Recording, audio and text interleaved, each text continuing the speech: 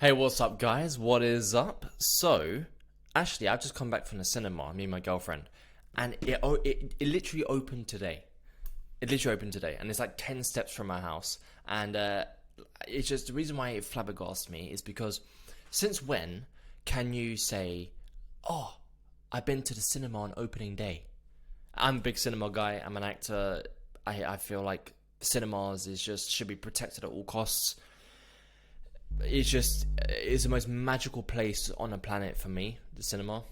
uh it's just amazing, and just to be there on opening days, I think it's fucking phenomenal. If you've been to a cinema on opening day, let me know in the comments below, because I'd love to know. It's a brand new thing for me. Anyway, so I got a question earlier on today, and I just had to make it my answer for today's YouTube video. So she says, "Hi Perry, I was abused as a child and pretty much abused in every relationship I've had in my life as an adult too. I've tried therapy before, but it didn't work. I'm at a point where I don't know what to do anymore. What's your advice? Sorry for asking, but running out of options." First of all, never be sorry for asking. Asking for help should never be something that you have shame around or that you feel like you're a burden about, because you're not a burden to anyone. Alright? Always ask for help if you need to. Second of all, well done for getting therapy back whenever you got it. Many people, they know they need help, but they won't actually go out there and get the help. I'm sorry that the therapy didn't work. I know many people who got therapy and it helped them. I also know a lot of people who tried many different therapies and it didn't help them. I'm never going to have anything to say about therapy because it's a complete individual experience. And it's like saying personal training doesn't work. Of course, personal training works, but you do have a lot of shit personal trainers who don't know what they're doing and have bad intentions. You got some great personal trainers and it will work. It's just one of those things. What I will say is that there are many alternative ways to find healing, and your classic path of therapy and counseling doesn't have to be the only way. I'm an advocate for that. I've never had therapy myself. I had a little bit of counseling when I was back in school. I don't remember any of it other than one session because she brought this MP3 player. I think she just come back from China, or was it China? I think she came back from China, and she had this MP3 player, and at the time, never seen one before. It was like, whoa. And she was letting me listen to music in her office. That's literally, I don't remember anything else. I actually don't think we ever spoke about it. If I got it, I mean, that's a complete assumption because I literally don't remember. So I'll take that back. But yeah, I've never had therapy as an adult. I've done my own thing. I found my own path and it's worked for me. And, there's been components of my healing journey. I say healing journey. It's never been a healing journey for me. I've never once said I'm looking to find healing. I think it's just a different language, different way of looking at it. For me, I've always been like, who do I want to become? I've always been like, who's the Perry Power that is fucking dominating shit? Who's the Perry Power where if something happens, and if it knocks him down, cool, because sometimes we can't prevent that. But what we can prevent is staying down for too long. Okay? Who's the Perry Power that gets straight back up? Who's the Perry Power that's living that life, that's doing this, that's doing that? And healing, for me, has just happened as a byproduct of me on that continuous growth journey. Don't get me wrong, things have come up along the way, and I'm like, shit, okay, that's an interesting trigger, that's an interesting response I've just had. I'm guessing that's gone back down there on my journey. I need to try and figure that shit out. Abandonment. A few years ago, something happened. I was like, shit, I've got some abandonment problems. It's probably coming back from my mum leaving. I was like, interesting. But I haven't spent the last 4 years worrying about the fact that I suffer with abandonment problems and making that my only focus, because I believe that what you focus on grows. So if you focus on the right thing, it's going to put you in the right direction. Okay. So this kind of all wraps onto my answer to your question, like what should be your next step? You've tried therapy before, it didn't help. You're running out of options. You need to know what to do to move forward, to let go, right? To move on from what happened. Now, it's why I do what I do today, right? Writing a book. I'm telling you now, that is your answer. If anyone watching this, two things. If you're on your journey and you're like, I want to find further healing, I want to find growth, I want to transform, writing a book needs to be your next thing. I don't give a fuck. Like, it has to be your next step. If you're wanting to, so healing, yes, write a book. If you're looking to want to impact other people, to create change, to inspire others, to change the world, also writing a book. Because the doors, I mean, the book itself will impact a lot of people, but also the doors that book will open up. You can't even predict what doors will open up after writing a book. That's about your story. That's a memoir. Can't fucking predict what doors open up. It's just crazy. I wrote my book. I launched my book 3 years ago, and you best believe the doors are still opening now. They always will. They always will. All right. Now, why will writing a book help you and transform you? Because especially if you've been through abuse. If you've been through abuse, that means that there was an abuser. So if there's an abuser, then at that time, that abuser had power and control over you to do the abusing. Now, let's just say that shit stops. Time moves on. Most of the time, for most people who've been through that, they still have power over the victim, right? That survivor. The abuser still has power over them. It goes back to the saying: "Is not what the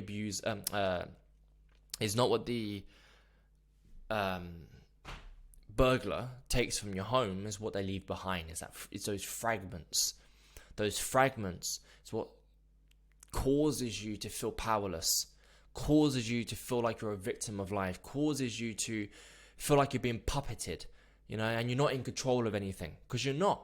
Well, that's the choice. That's your current reality, that you're not. So if you don't believe that you are, then you won't be. Okay? We have to cut that shit. We have to put a stop to it. How I have found to be the most powerful thing is writing a book. There's a reason why here, Bonnie, who wrote her book with us, she said that writing her book brought her more healing than 10 years worth of counseling for her. We literally have therapists sending their clients to our community. We have a research analyst in our program who is compiling data for those people who are writing their books and compiling that data so that in the future he can turn it into a research paper to research the effects of writing narrative storytelling, right? Writing our story has on our healing journey, so it can be up there alongside therapy and counseling as a known option. Like, hey, are you all kinds of fucked up, right? Do you need some healing? Do you need some help? Okay, cool. First of all, know you're loved, know you're great, okay? But practically, yes, you can get therapy. Yes, you can get counseling. But also, here's a path where you can take healing in your own hands, where you're in control of all that shit. Write your book, right? Because here's the thing. When you start writing, you're taking control of the narrative that you lived. So back then, when that shit happened, with that abuser, if we're talking about that specifically, where the abuser had control, well, now when you write about it, you have control. You're controlling that shit. If you didn't go for abuse, maybe some other type of trauma, maybe it's miscarriages, maybe it is cancer, maybe it's an accident. Usually, those events are outside your control, so you still feel like you're powerless within that because you didn't have any control over that shit. It's the same thing. Shame, darkness, lack of control, powerless. Yeah? Still living in the shadows of what happened. So of course you're going to carry on living life where you don't feel like you're in control. You feel like you're just being punched by everything. You feel like you're being knocked down, and every time you're getting knocked down, it's just getting even harder to stand back up. But I'm telling you now, you might think I'm talking shit and blowing this out, but you can ask anyone that's in our community that when you write your book, you don't need, if this scares the living shit out of you, you don't need to write under your name. You can use any fucking name you want. You don't even need to publish the book. You don't need to publish it to the world. You can literally write the book. I mean, to be honest, you don't even need to get the book sent to you. So one option is you can write the book, get Amazon to ship you the book, so only you have it, and then that's it. Nobody else needs to know. You don't need to talk about it, but you got this book. You now have a physical representation of your truth, okay? Trust me, it's huge. Or you can write the book, but it can just stay on your laptop. You don't even need to get a physical proof, a physical copy of the book. You don't even need to. It's because the person that you are now compared to the person who you'll be when you've written a book is two completely different people. And I know for many people, the thought at writing their story, which means that they have to go back there, they don't want to do it, okay? But here's my question to you. Would you want to continue living the pain that you have? And don't bullshit yourself. You are living with pain, right? You are. You wouldn't be watching this video if you weren't. So would you want to live the rest of your life with that dark pain continuously? Or do you want to go through a process where, sure, you might experience a lot of pain up front, okay? But once you push through it, you now have a life of freedom.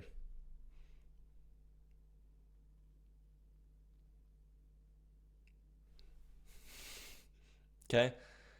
And that might not be for all of you. You know, we have many people on our program that it's an uncomfortable thing to write their book, yes, but it wasn't the type of uncomfortable. It's like, right, I'm not fucking doing this. I'm going away. I'm turning the laptop off, never coming back again. It's like, shit, this is tough. Shit, I didn't know it'd be this hard. But the purpose, like, I have to get through this because I know that I need to do this. I know I need to do this for me. That type of thing, that's what helps you get through to the end. All right? So, in answer to your question, you don't know what to do anymore. What's my advice? Is to write a book. Now, if you can afford it, join the Powerful Books community. It's $97 a month. We've made it as cheap as possible. Okay, before the only way to work with us was $7,000, and there, basically, our team would help you to write the book. Would help you to edit the book. We would format the book for you, design the front and back cover, publish it for you. We give you some marketing stuff, but not everyone could afford that. So we went down a second route. Okay, so we still do that, but we also have a second route, which is where you still get access to over 6 coaching calls a week. You get a community, get a WhatsApp group, you get an accountability partner. You really get that community vibe and all of the resources that you need to go from a blank page to a published book. But we teach you instead how to self-publish the book, how to edit it yourself, how to format it yourself. And therefore, we're able to bring it down to just $97 a month. If you can afford that, then join the Powerful Books community. Will guarantee you, as long as you commit yourself to it, your life will completely change. Okay? Could you write it yourself? Yes. If you can afford to, don't. If you can't afford it, you have $0 to your name, all right, cool. Write the book. Just do it. You have to. Okay? You have to. Not doing it isn't a choice. But if you can afford it, then definitely join. The reason why I say that is because you don't know what wounds that you have that you're not aware of. You don't know what you're in store for when you start writing, and doing it on your own you don't know. Like it could be dangerous. But if you have $0 to your name, I don't think it's more dangerous than not doing it. Okay. But that's why when you join our community, you have the support of the community to lean on. You have your accountability partner to lean on. You have me, right? You have all of us. You have the team that you can ask questions to, you can vent to, you can share your story with, seek guidance, coaching. Okay. So you have that. Now, if you can't afford $97, then at the bare minimum, you should join our Power Tribe 2.0. That's only $10 a month. It's still a community vibe. Survivors in there, coaching, healing, support. We've got workshops in there. And we're also running at the moment a 60-day challenge. It's a 60-day powerful challenge that we're doing. And basically what the point of that is that we burn and shed our old identity, which is the current one that's not serving us. And it's about taking the necessary steps to step into the 2.0 version of us. That version of us is living the life that we want to live, whatever you vision that to be. And this Be Powerful Challenge is about sort of forcing us through this breakthrough to actually start living that life. So, in regards to next steps, I would highly suggest one of the 2 communities or both of them if you can afford to do both, because they do teach slightly different things. But the Powerful Books community should be your next step. Writing a book. If you don't want to publish it, cool. But if you do want to publish it, fantastic. It's going to help a lot of people. A lot of people. And the thing is, you don't need to make any decisions now. You can make your decisions at the end. Just start, join, get involved with the community. Because for the first time, for a lot of people who've been through abuse, they're alone. They feel outcasted. But now they've joined a community where they feel like they belong because they're surrounded by people who get it. Because there's a thing, we are a product of our environment. If you surround yourself with people who are a victim of life, who think the world is shit, who constantly talk about problems, who think they were dealt a bad hand and that's it until the day they die, guess what? You're going to think the same thing. Okay? It's very difficult to live in that vibe, live in that world, and not morph into those around you.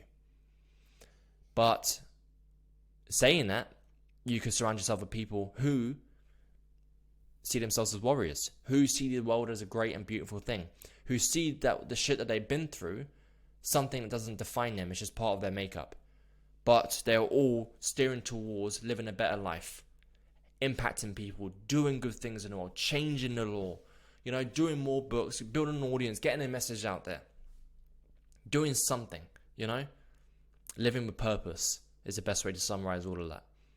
And if you surround yourself with a whole group of people who've been through shit, but now they're living with purpose, changing the world, guess what?